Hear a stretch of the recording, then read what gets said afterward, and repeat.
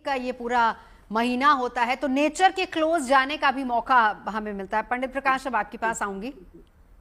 अलग अलग ज्योतिर्लिंगों की तस्वीरें तो आ रही हैं जहां पर भक्तों का तांता लगा हुआ है, लेकिन हम एक एक करके, मैं चाहूंगी कि हमारे दर्शकों के लिए एक एक करके ज्योतिर्लिंग का महत्व भी बताते जाइए। बात अगर सबसे पहले सोमनाथ की करें तो देखिए, कहा जाता है कि 12 ज्योतिर्लिंग है और अगर सबके अलग अलग महत्व है। वैसे देखा जाए तो भोलेनाथ क्या है वो आपको समझना चाहिए। सावन पहला तो श्रवण का महीना है और कहा भी जाता है कि सावन के महीने में शिव भगवान धरा पे आते हैं और भक्तों को तरह तरह भांति भांति रूप में दर्शन भी देते हैं। इसलिए श्रवण में सुनना भी चाहिए और गुरु की सेवा भी करनी चाहिए। अभी देखिए सावन के महीने में नाग पंचमी भी आएगी, हरतालिका तीज भी आएगी और ये सारी तीजें आएंगी। तो कहीं ना कहीं देखा जाए तो सावन का जो महीना होता है, पहले तो मैं आपको बता दूं, वो सुनने का है। आपको श्रवण, आपको सुनना चाहिए। दूसरी चीज, अगर हम भोले के बारे में अगर हम बात करें, शिव के बारे में बात करें, तो वहां पर अलग अलग विद्वानों ने, शास्त्री जी भी साथ में बैठे हैं, अलग अलग विद्वानों ने अलग अलग महत्वता से भोलेनाथ को डिस्क्राइब किया है। यानी कि एक तरफ से अगर देखा जाए तो शिव जी को की तपस्या रावण ने की, तो उन्होंने लिख दिया शिव तांडव स्तोत्र। जटाटवी गला ज्वला प्रवाह पाविदस्तले गले लंब लंबिताम भुजंग तुंग मालकम डमट डमट डमट डमट निनाद वर डमर वयम चकार चंड तांडवम तुनो तुना शिवा शिव। ये इस तरह से डिस्क्राइब किया है किसने? रावण ने। और जो राम थे भगवान जी, उन्होंने कराया ओम ब्रह्मा मुरारी सुरार्चित लिंगम निर्मल भाषित शोभित लिंगम जन्म दुख विनाशक लिंगम तदप्रणमामि सदा शिवलिंगम। ओम नमः शिवाय, ओम नमः शिवाय। तो इस प्रकार से देखा जाए तो रावण ने भी अलग तरीके से इसको डिस्क्राइब किया है, इसको शिव जी को। इसी प्रकार से देखा जाए तो राम भगवान ने भी अलग तरीके से डिस्क्राइब किया। 12 ज्योतिर्लिंग के बारे में हम बात कर लेते हैं। तो 12 ज्योतिर्लिंग में 12 अगर आप देखेंगे भारत के मानचित्र के अकॉर्डिंग, तो एक ही अक्षांश के अंदर, एक ही रेखांश के अंदर आपको दिखाई देंगे। तो कहीं ना कहीं अगर देखा जाए तो अलग अलग जो ज्योतिर्लिंग है उनके अलग अलग महत्व। तो कहीं ना कहीं एक स्वास्थ्य के लिए अच्छा है। सोमेश, अगर आप जाते हैं सोमनाथ के अंदर जाते हैं, अभी मोदी जी भी हो गए हैं देखिएगा, तो कहीं ना कहीं स्वास्थ्य के लिए, और खासकर मैं ये जैन जी जो भी दुष्कर्म है, मानसिक तनाव है, उनको दूर करने के लिए आप जा सकते हैं। महाकालेश्वर में का जा सकते हैं। महाकालेश्वर में क्या है?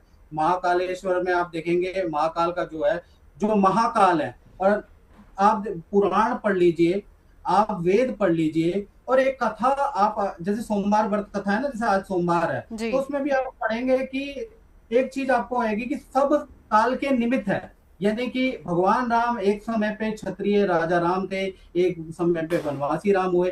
काल के निमित्त है। काल के जो निमित्त नहीं है वो कौन है? वो है महाकाल। हेलो जी जी जी, पंडित प्रकाश सुन रही हूँ। काल के निमित्त जो नहीं है वो है महाकाल। हाँ, तो महाकाल की पूजा करनी चाहिए। 12 ज्योतिर्लिंग जो हैं उनके अलग अलग तरीके के वर्णन होते हैं, सबके अलग अलग वर्णन है।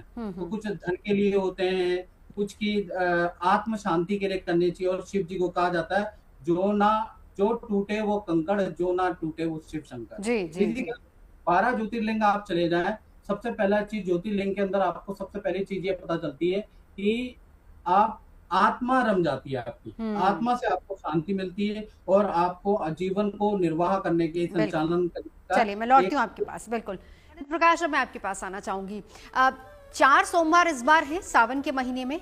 सोमवार के उपवास का क्या विधान बताया गया है शास्त्रों में और कितना अहम होता है ये? देखिए, सबसे पहले मैं 4 सोमवार के बारे में बात कर लेता हूँ। पहला सोमवार 3 अगस्त को, जैसा आप जानते ही हैं। दूसरा सोमवार 10 अगस्त को पड़ने वाला है। तीसरा जो सोमवार है वो 17 अगस्त को, और चौथा सोमवार जो पड़ेगा वो 24 अगस्त को पड़ेगा। अब क्या है कि 4 सोमवार के अंदर आपको क्या क्या विधान करना चाहिए, इसके बारे में चर्चा कर लेते हैं। सबसे पहले सोमवार के व्रत सिर्फ शादी के लिए, विवाह के लिए ही नहीं, बल्कि मन के लिए भी अच्छा है, क्योंकि शिव जी ने चंद्रमा को धारण किया हुआ है और गंगा भी उनके जटाओं से निकलती है। तो इसका मतलब पहला तो शिव पुराण के अंदर एक चीज लिखी है, जल ही जीवन है।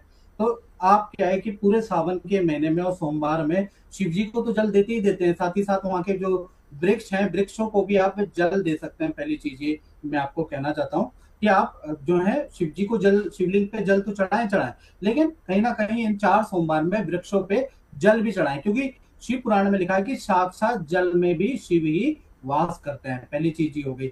अब 4 सोमवार के नियम के बारे में अगर हम बात करें, तो 4 सोमवार के अगर आपको सुबह जल्दी उठने के बाद, यानी प्रातः उठने के बाद सबसे पहला जो काम करना चाहिए, सबसे पहले स्नान आदि के कार्य से निवृत्त व्यक्ति को हो जाना चाहिए। उसके बाद स्वच्छ रंग का कपड़ा व्यक्ति को धारण करना चाहिए। धारण करने के बाद सबसे पहले मंदिर की साफ सफाई करनी चाहिए। सोमवार को सबसे पहले मंदिर की आप सफाई करें और लकड़ी की चौकी ले ले। लकड़ी की चौकी पे लाल वस्त्र या गेरुआ वस्त्र बिछा के शिव जी को स्थापित करें। यदि आप गृहस्थी वाले व्यक्ति हैं, यानी आपकी पति पत्नी बीवी बच्चे हैं, तो आपको शिव परिवार की पूजन करना चाहिए। यदि आप साधु सन्यासी हैं या घोर पंथ में हैं, तो आप शिवलिंग की भी पूजा कर सकते हैं। सबसे पहला चीज ये करना चाहिए। और सबसे पहला चीज आपको, जब भी आप उसमें कुछ पंचामृत आपको बना लेना चाहिए। एक तो दूध लेना चाहिए, दूध आप ले लीजिएगा। दूध में थोड़ा सा गंगा जल डालने के बाद शिव जी पे अगर आप चढ़ाते हैं तो अति उत्तम रहता है। आपको एक घी लेना चाहिए। आपको वो कहीं ना कहीं सफेद तिल लेना चाहिए। आपकी जिनकी शादी नहीं हो पा रही है, बहुत से भाई बहन ऐसे हैं जिनकी विवाह शादी नहीं हो पा रही है, वो जल के अंदर दूध डालें। दूध के अंदर थोड़ा सा आपको क्या करना है कि सफेद तिल, एक मुट्ठी सफेद तिल डाल के आप ओम नमः शिवाय, ओम नमः शिवाय, ओम नमः शिवाय का जाप करते हुए अगर आप शिवलिंग पे चढ़ा देते हैं, सोमवार के 4 सोमवार में व्रत करते हैं। व्रत के अंदर खट्टा नहीं खाया जाता, शिव जी की कथा पढ़ी जाती है। शाम के समय पे शिव पार्वती जी की आरती की जाती है। और पास के अगर शिवलिंग पे अगर जा पाए तो अच्छा है, नहीं तो अपने घर के अंदर ये जो शिवलिंग है, उस शिवलिंग पे आप अगर आपके दाम्पत्य जीवन में समस्या चल रही है, तो जल के अंदर सफेद तिल डाल के आप चढ़ा दीजिए। यदि आपकी बीमारियां घर के अंदर ज्यादा है, तो घी को आयुष वर्धक माना जाता है। तो आपको क्या करना है, घी को थोड़ा गर्म करके उसमें थोड़ा सा काले तिल डाल के, थोड़ा सा जौ डालकर शिव जी का घी से भी अभिषेक किया जाता है। तो ओम नमः शिवाय, ओम नमः शिवाय का जाप करते हुए आप अपने खुद के उसमें कर सकते हैं। या फिर आप अगर आप घर खुद के शिवलिंग पे ना कर पाए, तो पड़ोस में जो मंदिर है उसमें शिवलिंग है, वहां आपको घर से अभिषेक करना चाहिए। तो उससे आपको काफी अच्छा लाभ मिलेगा। यदि आपको धन में वृद्धि चाहिए, तो धन में बरकत का में अगर आपको चाहिए, तो आपको या तो गन्ने का रस चाहिए या आपको शहद चाहिए। तो गन्ने का रस और शहद दोनों के दोनों चीजें मीठी होती हैं, और मीठे पे आप देखते हैं कि दुनिया जहान की चीजें चिपटती हैं। तो इसलिए आपको क्या है कि धन की अगर बरकत आपको चाहिए, तो आपके पास या तो शहद होना चाहिए या आपके पास गन्ने का रस। तो गन्ने का रस में थोड़ा सा जल मिला के आप क्या है ओम नमः शिवाय, ओम नमः शिवाय का जाप करते हुए सोमवार को आप 4 सोमवार या पहला सोमवार या लास्ट सोमवार को भी कर सकते हैं। तो आप या पूरे सावन के सोमवार या पूरे सावन के महीने में शिव जी पे आप चढ़ा सकते हैं, अभिषेक आप कर सकते हैं। साथ ही साथ जैसा मैंने बताया कि धन में बरकत के लिए ये आप कर सकते हैं। और जैसे आपको षड्यंत्र से मुक्ति चाहिए, कोई षड्यंत्र कोई है, कोई कोर्ट केस से मुक्ति चाहिए, तो धतूरा चढ़ाया जाता है। तो ऐसे को धतूरा जो होता है ना, धतूर फल, वो आपको चढ़ाना है, ओम नमः शिवाय का पाठ करना। और मैं आपको नवजोत जी एक चीज और बताऊं, शिव मात्र ऐसे ही देव हैं जिनकी मानस पूजा भी होती है। यानी कि आपके पास कुछ भी नहीं है, आप बेड पे हैं, आप किसी कारण से कुछ चीज चढ़ा नहीं पा रहे हैं, आप कुछ बीमार हैं, तो आप मानस पूजा कर लीजिए। मानस पूजा अगर आप कर लेंगे तो वो भी अच्छा है, क्योंकि शिव जी की पूजा में कहा जाता है और एक मानस पूजा में लिखा है कि हर चीज चढ़ा के आपने देख लिया, एक बार संकल्प भी चढ़ा के देख ले। संकल्प ही चढ़ा के देखें, मन का संकल्प करें कि मैं कोई अहिंसा नहीं करूंगा, मैं कोई बुरा काम नहीं करूंगा। एक बार आप संकल्प चढ़ा के देखें, शिव जी वरदान देंगे ही देंगे। बिल्कुल। चलिए